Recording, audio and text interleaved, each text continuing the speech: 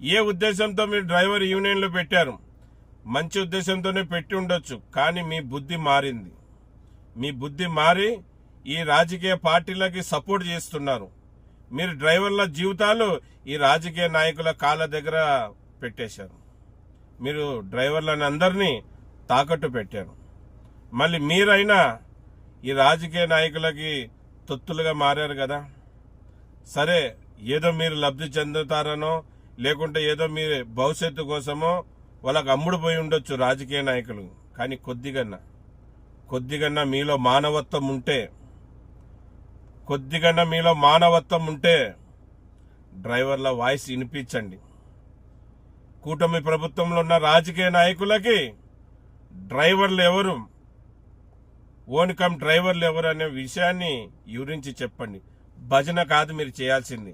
మా ప్రభుత్వం డ్రైవర్లకి 15,000 ఇస్తుందని భజన తగ్గించండి.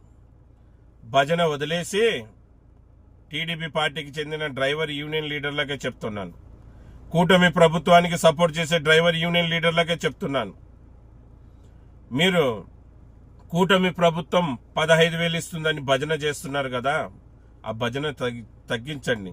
టీడీపీ పార్టీ 15,000 ఇస్తుందని భజన చేస్తున్నారు కదా, ఆ భజన తగ్గించండి. భజన తగ్గించి చంద్రబాబు నాయుడు గారికి, లోకేష్ గారికి, పవన్ కళ్యాణ్ గారికి, ఎమ్మెల్యేలకి, ఎంపీలకి, మంత్రులకి డ్రైవర్లు అంటే ఎవరో చెప్పండి. ఈ భజన వదిలేయండి. ఓన్ కమ్ డ్రైవర్లు ఎవరు, పని చేసుకో బతికే డ్రైవర్లు ఎవరు అని చెప్పండి. ఒకే భజన చేస్తే లాభం లేదు.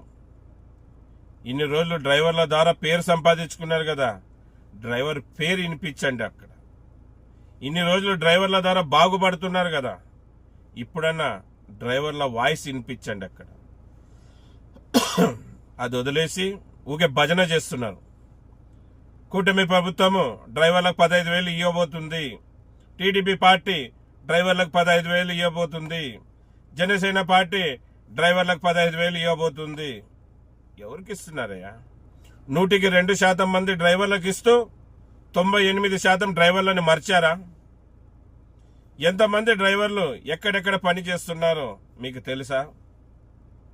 ఉదాహరణకి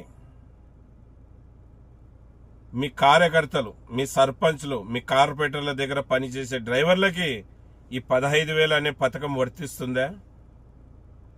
మీ ఎమ్మెల్యే దగ్గర పనిచేసే డ్రైవర్లకి ఈ 15,000 అనే పథకం వర్తిస్తుందా? మీ ఎంపీ దగ్గర పనిచేసే డ్రైవర్లకి ఈ 15,000 అనే పథకం వర్తిస్తుందా?